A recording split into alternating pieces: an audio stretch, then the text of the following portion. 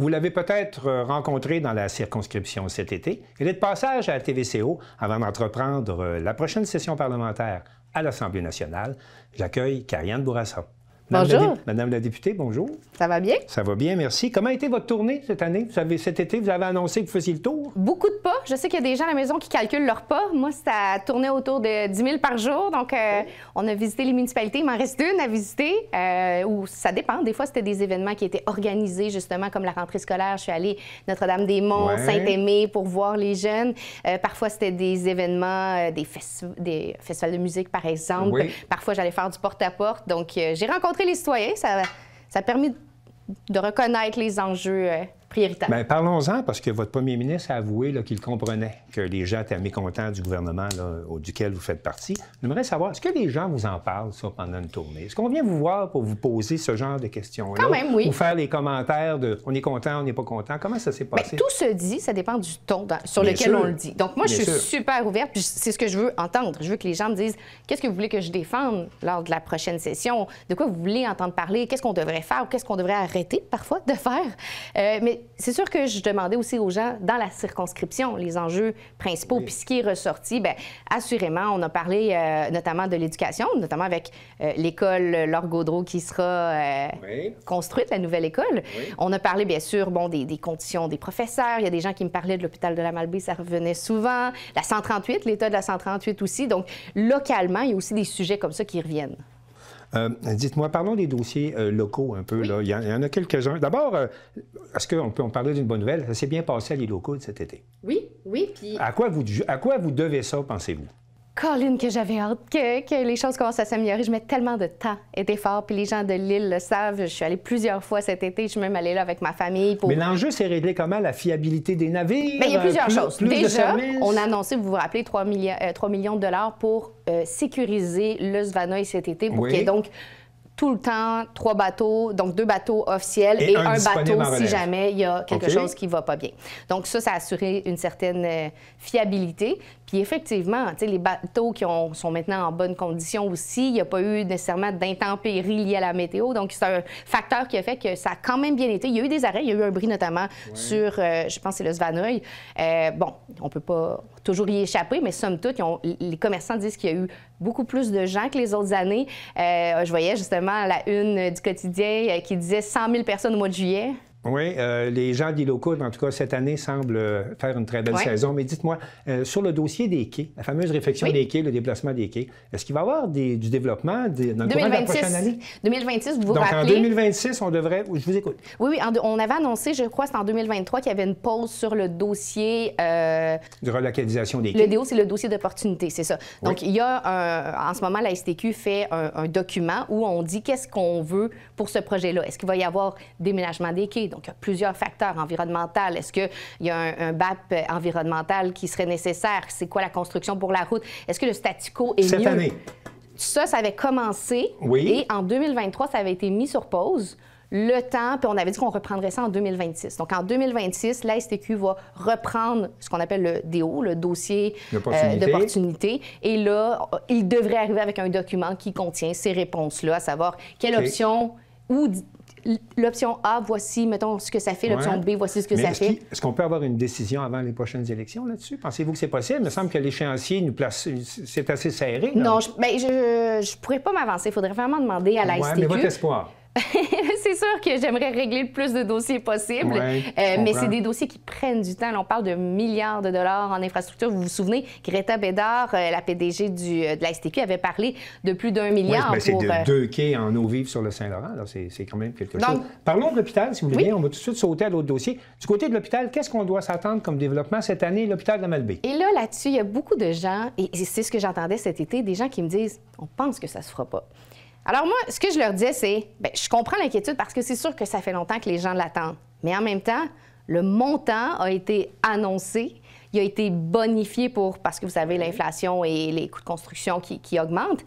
On a déconstruit une école, on a construit une nouvelle école secondaire. On a entrepris des fouilles. On a entrepris des fouilles. Pour exhumer les corps qui sont là. Si on arrêtait à ce moment-là, il Il y a un trou au centre-ville. Je veux juste dire aux gens, on n'aurait pas mis tout cet effort pour arrêter le projet. Du moins, moi, dans ma tête, il n'est pas question qu'il ne se fasse pas. Je pousse pour qu'il se fasse. L'agrandissement doit être fait. Avec des annonces dans la prochaine année? Bien, là, ça, où on en était rendu... Qu'est-ce qu'on peut avoir comme annonce dans la prochaine année? Donc là, on attendait, dans le fond, le dossier du CIUS, qui doit justement faire le dossier du projet, qui dit qu'il était à 90 complété. Donc, il restait un 10 Quand tout ça va être fait, la prochaine étape, ça va être de passer au Conseil des ministres. Quand ça passe au Conseil des ministres, on tombe en planification, on tombe en réalisation. Et c'est à ce moment-là que l'argent peut sortir des coffres du gouvernement. Donc, c'est là que vous espérez vous rendre, que le dossier soit déposé au Conseil des ministres. Parce que c'est à partir de ce moment-là que les appels d'offres peuvent partir et là que pour les gens, ça commence à être... C'est ça, puis les gens vont commencer à voir des choses sur le terrain, tu sais. Donc, ça va être concret. Parlons maintenant de sécurité routière. Oui. Une décision du tribunal du travail a fait en sorte que les agents de sécurité routière qui patrouillaient notamment les haltes camions là, avant les grandes côtes ne peuvent plus exercer dans Charlevoix parce qu'ils n'ont pas de lieu. Je résume un peu, là, parce qu'ils n'ont pas de lieu physique où ils peuvent avoir comme un bureau où s'installer. Ils ne peuvent plus, dans le fond, la décision du TAL disait que... puis ça, en raison de sécurité, puis en raison de sécurité... Pour les travailleurs, ils ne pouvaient plus faire d'interpellation aléatoire parce qu'eux demandaient justement à être armés. Donc, il y a cette question-là. Maintenant, il y a eu un accident à Baie-Saint-Paul. Oui. Il y a eu un décès. Ça a activé le dossier. Là, les gens se sont dit qu'il faut faire quelque chose avec ce que ça a fait, ça n'a pas nécessairement activé le dossier parce qu'il y a vraiment des questions de conditions de travail avec la CNESST, le TAL et tout ça. Nous, ce que ça a fait de notre côté, c'est sûr qu'on a parlé avec la ville de Baie-Saint-Paul qui avait des questions concernant la sécurité. Et là, on va ramener tout ce monde-là autour de la table. Donc, le ministère des Transports et de la Mobilité durable et la ville de Baie-Saint-Paul, le 15 septembre prochain, vont se parler. Donc, une réunion le 15 septembre sur le dossier. Une réunion, effectivement, qui va avoir lieu, où on va pouvoir parler de sécurité routière, notamment, la sécurité, on sait la côte et la vitesse qui est en cause. On va parler aussi des camions lourds, justement, et possiblement de tout l'enjeu des contrôleurs routiers. Donc, cette rencontre-là est déjà planifiée. Est-ce qu'il sera question notamment des travaux qui sont réclamés sur la 138 également? Ce comité-là ne veut pas aborder ça, mais ça, j'ai quand même tout acheminé. Et vous savez ce que les maires et la MRC de l'Est a fait avec cette résolution qui demandait justement de l'amélioration sur la 138? C'est exactement ce qu'il fallait faire.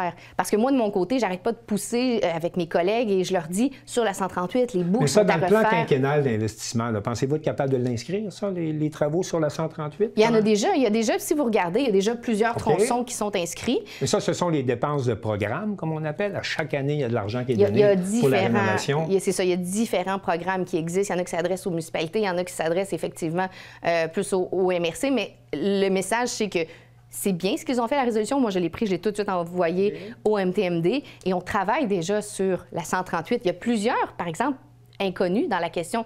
La 138, est-ce qu'elle va rester à la même place qu'elle est là ou peut-être qu'avec le parc de la Côte de Charlevoix, avec le peut-être futur pont du Saguenay, est-ce qu'on pourrait être amené à repenser la 138?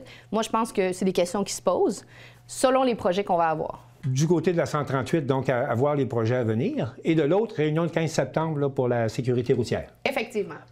Autre dossier, le Bureau d'audience publique sur l'environnement a remis ses recommandations face à l'implantation du parc éolien des Neiges, en recommandant notamment de déplacer des éoliennes pour protéger l'environnement du caribou. On attend des réponses du ministre de l'Environnement qui a reçu le rapport du BAP. Est-ce que savez-vous quand est-ce que le ministère va en finir par s'exprimer là-dessus? Je n'ai pas, et vous n'êtes pas les seuls, j'ai plusieurs questions qui concernent le caribou, puis on le sait parce que l'industrie forestière est très importante dans Charlevoix, donc il y a des projets miniers aussi, donc il y a beaucoup de gens qui attendent cette réponse-là. En fait, en ce moment, concernant le projet Boréalex-les-Neiges, il y a 3 phases. La première phase qui était située sur la côte de Beaupré, là, vous allez peut-être voir sur la route les éoliennes qui arrivent. Les morceaux qui commencent à arriver, là. Puis on en a croisé, c'est assez impressionnant. Il y en a qui arrivent justement de Charlevoix, Pointe-au-Pic, il y en a qui arrivent de Québec. On parle des énormes palmes. Oui, puis il y a des escortes avec ça, il y a des policiers, il y a des signaleurs routiers, donc c'est assez impressionnant.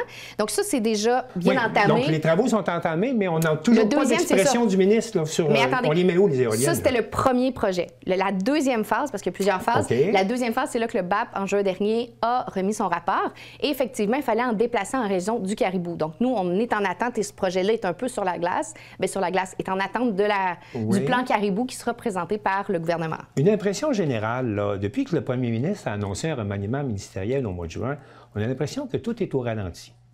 Est-ce qu'on se trompe?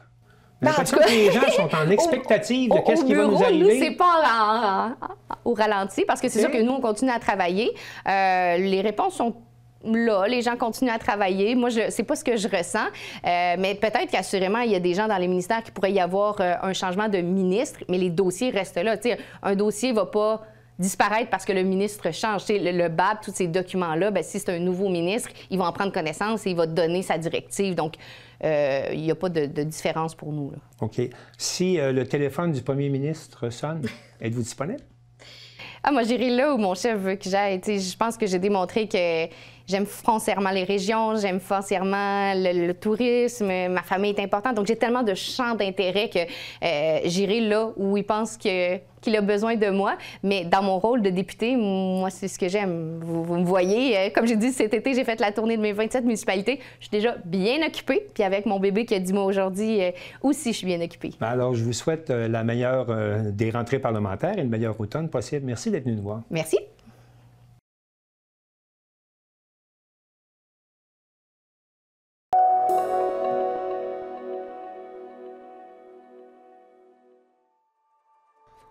Région de biosphère Charlevoix tenait le 4 septembre dernier son assemblée générale annuelle.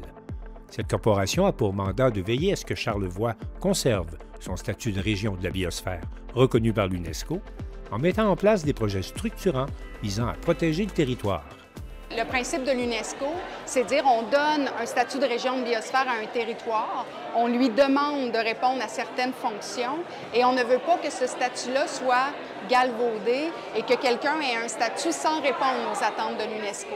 Donc, aux 10 ans, on a un examen périodique, un grand questionnaire. On doit répondre à ce questionnaire-là. Et ensuite, de la Commission canadienne de l'UNESCO, mais qui est rattachée à l'UNESCO. Et en janvier 2027, quand on va déposer ce gros exercice de rédaction, par la suite, il y a des évaluateurs qui viennent sur le territoire et qui viennent valider si tout ce qu'on a écrit tient la route et si on répond aux exigences de l'UNESCO pour pouvoir renouveler le statut. Durant la dernière année, l'équipe de Région Biosphère Charlevoix a multiplié les initiatives permettant de mieux connaître le territoire et favoriser la transition socio-économique vers une économie plus verte. Le projet de cartographie interactive des milieux naturels est un exemple du travail en cours. Vraiment un outil là, qui rassemble l'ensemble des données que la région de biosphère travaille depuis plusieurs années à récolter. Donc, à la fois des données qui ont été produites à l'interne, que des données qui sont disponibles partout en ligne, mais c'est vraiment une idée de rassembler tout ça. On parle de quoi comme données, par exemple? Par exemple, pouvoir aller consulter où sont les espèces à statut précaire sur le territoire, aller voir quels sont les différents types de milieux naturels, lesquels sont prioritaires pour la conservation. Et même les données là, que produit la firme Habitat avec les services écosystémiques. Donc, on va pouvoir tous retrouver l'ensemble de ces données-là dans la carte. Le service d'accompagnement des entreprises vers l'éco-responsabilité est un autre exemple du travail de Région Biosphère Charlevoix. Bien, je pense que la première étape, c'est de comprendre la réalité d'une entreprise. Qu'est-ce qu'elle génère comme déchets, quels problèmes elle rencontre dans ses opérations quotidiennes. Quelles sont les émissions de GS, par exemple, qu'elle va émettre dans le transport de sa marchandise, le transport de ses employés pour se rendre au travail. Une fois que ça c'est identifié, bien là, c'est d'essayer d'aller trouver des solutions qui peuvent s'appliquer soit rapidement ou à peu de frais pour l'entreprise. Donc, parfois, c'est de créer une solution maison. Parfois, les solutions existent déjà. En général, je vais prioriser les solutions qui existent déjà. Donc, il y a des entreprises qui se spécialisent dans plein de domaines, que ce soit au niveau du transport, au niveau de la gestion des matières résiduelles, au niveau de l'efficacité énergétique. Donc, c'est vraiment de trouver ces solutions-là pour elle, parce que l'entreprise, au quotidien, elle n'a pas nécessairement le temps de prendre le temps de rechercher toutes les solutions qui peuvent exister pour elle. On a profité de cette Assemblée générale annuelle pour lancer le fonds Régénération Plus, qui pourrait assurer, à long terme, une meilleure autonomie à la corporation. On cherche à diversifier nos sources de financement. Évidemment, on travaille avec des subventions par projet. On travaille à développer des services, mais on a réalisé que pour être indépendant dans notre façon d'avancer, on l'a dit tantôt, il n'y a pas de financement à la mission, pour pouvoir jouer un rôle réel de laboratoire d'innovation en développement durable, en conservation et en transition socio-écologique, il fallait qu'on trouve une façon d'assurer, de pérenniser notre financement et une façon aussi d'avoir une forme d'indépendance face à ce qu'on fournit comme information pour le territoire pour s'assurer que ça ne soit pas influencé par nos bailleurs de fonds. Est-ce que vous avez fixé un objectif financier? On souhaite, on a fixé des objectifs financiers. Dans la prochaine année, c'est quand même relativement simple. L'idée est d'aller chercher un 175 000 pour commencer, pour faire en sorte de mobiliser nos différents donateurs. On vise les grands donateurs, donc la philanthropie environnementale. On vise la responsabilité sociale des entreprises. Donc, quand on pense au bilan GES, aux certifications, à la compensation, on vise le tourisme régénératif. Donc, on veut que les touristes viennent donner dans notre fonds pour nous aider à préserver nos milieux naturels. Donc, on veut mobiliser, développer les outils pour aller chercher ces gens-là. On vise 175 000 dans la première année. L'intention, ce serait de réussir à capitaliser, exemple, un 5 millions pour aller chercher un 250 000 annuellement qui pourrait rentrer pour nous permettre de réaliser notre mission. On va vous souhaiter la meilleure des chances. Merci beaucoup. Merci.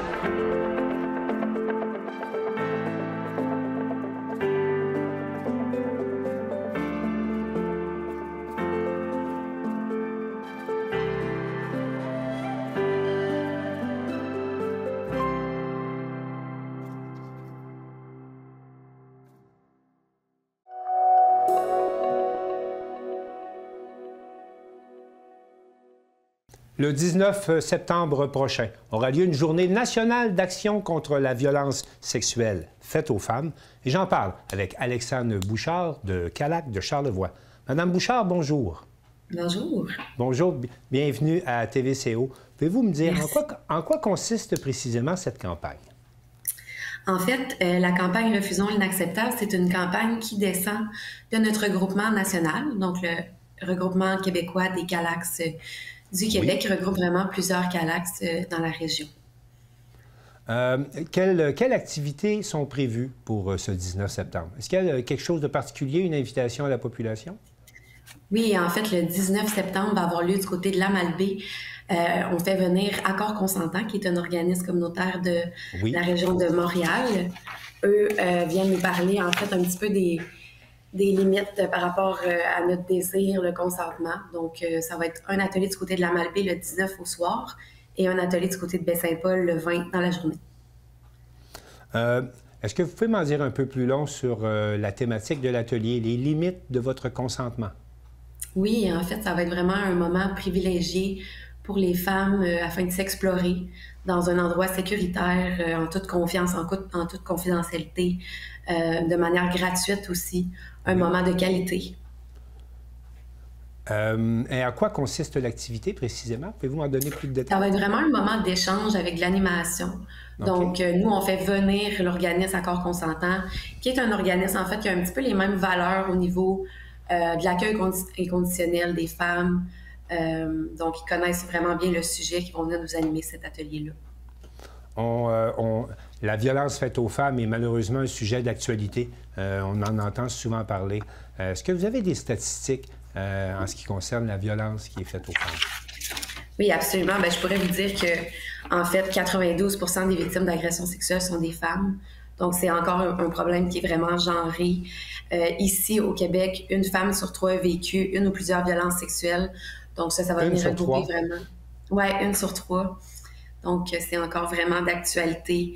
Puis, il y a aussi dans moins d'1 agression sur 5, la victime a dénoncé son agression aux autorités. Donc, c'est vraiment encore d'actualité de parler de tous les freins par rapport que les femmes ont envers le système de justice, d'aller porter plainte. Puis ça fait vraiment partie des revendications de la campagne nationale, justement, l'accès au système de justice, parce qu'on sait qu'il y a eu quand même d'importantes lacunes là, dans les dernières années à ce niveau-là.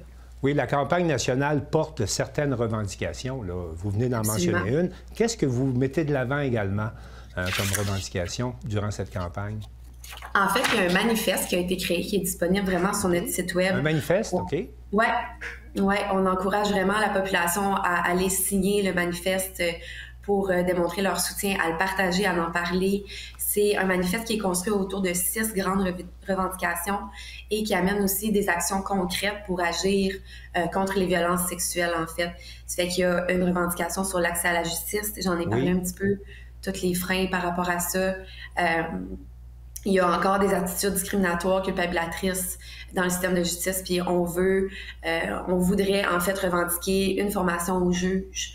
On a parlé de tribunal spécialisé beaucoup dans les dernières années, mais on sait qu'il y a encore des lacunes à ce niveau-là. Mettre en place une meilleure communication du système de justice pour que le vécu soit bien compris, qu'il y ait des décisions qui soient cohérentes, qui soient prises aussi. Donc ça, c'est une des revendications. Au cours des dernières années, les paroles se sont libérées.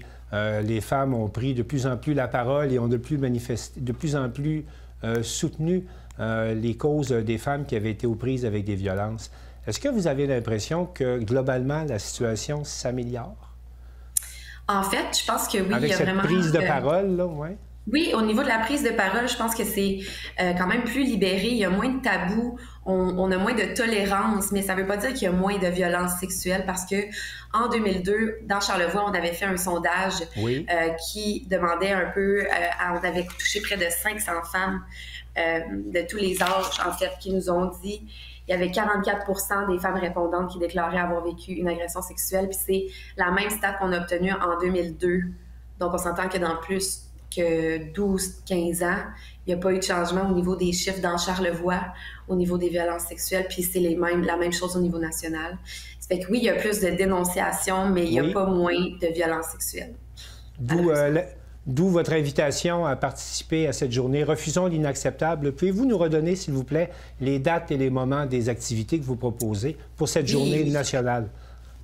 En fait, il va y avoir le premier atelier qui est gratuit, confidentiel, je le rappelle, du côté du SAC à la Malbaie. Donc, c'est le service d'aide communautaire de Charlevoix qui nous prête sa salle. Donc, cet atelier-là va avoir lieu à partir de 15h30 à la Malbaie. Le 19? Oui, le 19 septembre. Oui. Puis du côté de Baie-Saint-Paul, le lendemain, donc le samedi, c'est le même atelier. On donne vraiment le même atelier pour essayer d'aller toucher le plus de personnes possible qui voudraient participer. Du côté de Baie-Saint-Paul, le 20 septembre, c'est au Centre des femmes de Charlevoix. Merci aussi à elles qui nous prêtent leur salle à partir de 12h30. Donc, pour plus d'informations, on se rend sur le site de la CALAC? Absolument, vous allez trouver tout plein d'activités de mobilisation aussi. Notre automne va être super bien rempli avec les 12 jours d'action, avec la Marche mondiale des femmes. Il y a plein de choses intéressantes qui s'en viennent. Ça fait que je vous encourage fortement à visiter notre site web pour plus d'informations. Alexandre Bouchard, merci beaucoup et bon automne. Merci à vous.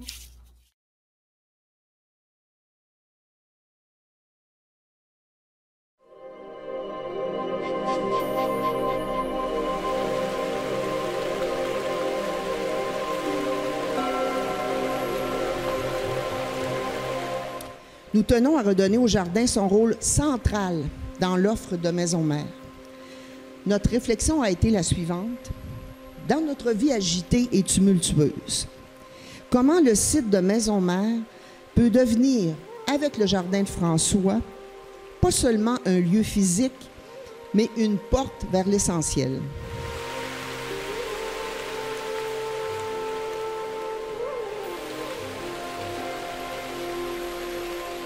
Ce jardin nous rappelle que la nature n'est pas un objet à posséder, mais une sœur qui nous accueille. Chaque arbre, chaque fleur, chaque chant d'oiseau devient un langage discret qui nous relie à plus grand que nous. Entrer dans ce jardin, c'est accepter de ralentir, de respirer, de retrouver la simplicité. C'est goûter à la joie d'un moment de silence, d'une marche attentive, d'un regard porté sur la beauté fragile du vivant.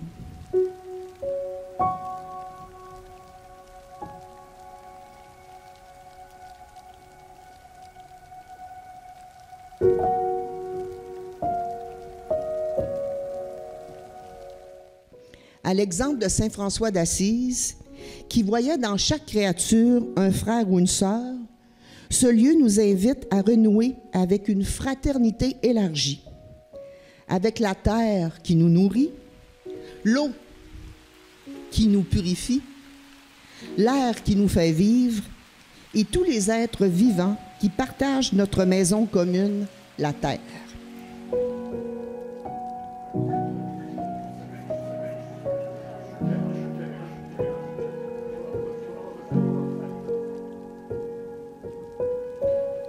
Grâce à cette nouvelle entrée, nous démocratisons le jardin et Maison Mère offre un accès direct à ce lieu exceptionnel. Il était pour nous primordial, indispensable, d'offrir une entrée par le terrain de Maison Mère. Nous redécouvrons, grâce à cette nouvelle entrée qui nous fait parcourir le jardin, nous redécouvrons qu'il faut prendre soin de la création, aussi prendre soin de nous-mêmes et de ceux qui viendront après nous. C'est retrouver la paix intérieure et l'élan d'un engagement concret pour un monde plus juste et, nous le souhaitons, plus harmonieux.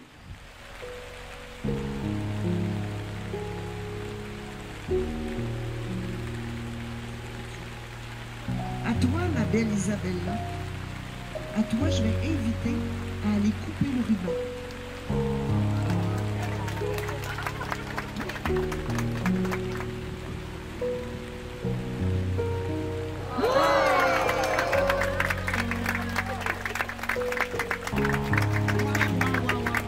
Merci Isabella, parce que dans le fond, souvent...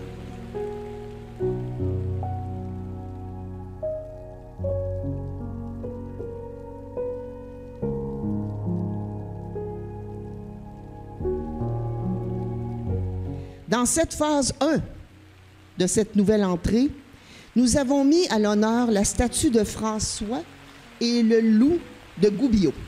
Tout à l'heure, quand nous serons à la grande salle, Jean-François vous dévoilera la phase 2 qui amènera les gens, qui invitera les gens qui mettront le pied sur le terrain à venir jusqu'ici et découvrir la statue de François. On commence à connaître de la stabilité pour le projet Maison Mère et cela nous fait du bien. Parce que quand même, lorsque la Ville a accepté dans les années 2016-2017 de prendre le flambeau de Maison Mère, ce n'était pas une évidence. Aujourd'hui, après 8 ans, on peut voir comment, au niveau même de la population, tout ce qui tourne autour de Maison Mère est accepté. Et notre plus grande fierté, c'est de voir les gens, quand on les voit marcher sur le terrain, parce que l'accès au cimetière, l'accès au fleuve, on peut, avec les compteurs, vous dire qu'il y a près de 2000 personnes par jour qui fréquentent Maison Mère, avec les portes d'entrée, le chemin, les jardins. On peut le quantifier de plus en plus. C'est un patrimoine important au cœur de la ville. C'est une histoire qui s'est tissée au fil des siècles, parce qu'on a plus de 100 ans d'alliance avec Maison Mère. Donc, et c'est une histoire qu'on veut continuer. On est peut-être moins nombreuses, mais nous sommes encore là et nous voulons continuer, les Petites Franciscaines de Marie, à être avec la Ville, avec les gens du milieu, partenaires pour faire découvrir aux gens un îlot de paix. Dans un contexte où on apprend hier que, je ne veux pas rentrer dans la politique, mais que la défense aux États-Unis devient la guerre, c'est un peu inquiétant. On a besoin de retrouver un artisan de paix en la personne de François d'Assise qui a fait les croisades, et qui a su que la guerre ne mène nulle part et que la seule façon de grandir en fraternité, c'est de se réconcilier avec sa nature humaine, avec son prochain, puis avec son Créateur et avec notre sœur, la mort corporelle. C'est un peu ce que tout le jardin de François veut témoigner et heureux ceux et celles qui, en venant le fréquenter, y trouveront cet îlot de paix pour la partager avec nos frères et sœurs en humanité. Merci.